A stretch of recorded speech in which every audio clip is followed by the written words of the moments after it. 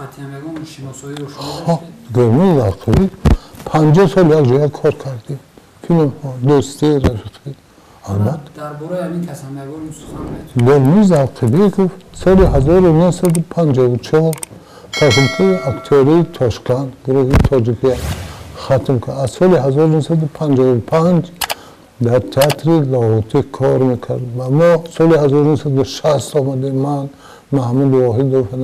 مریم سایه و ناصر حسن و تورخان احمد خان و من باز فاکولته رژیسوری اولین نقش هایی که من به صحنه گذاشتم در 15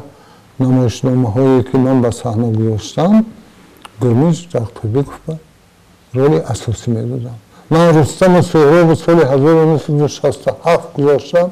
و گرمیز جعفری گفت نقش رستم دادم من کتیبه کار میکردم درباره اثرهای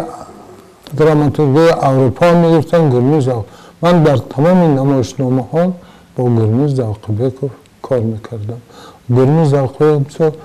حلال کار بود حلال کار رو خوب کار میکرد با اون مخلوق اکتور خوب آمد خدا رحمت نجایش بیشت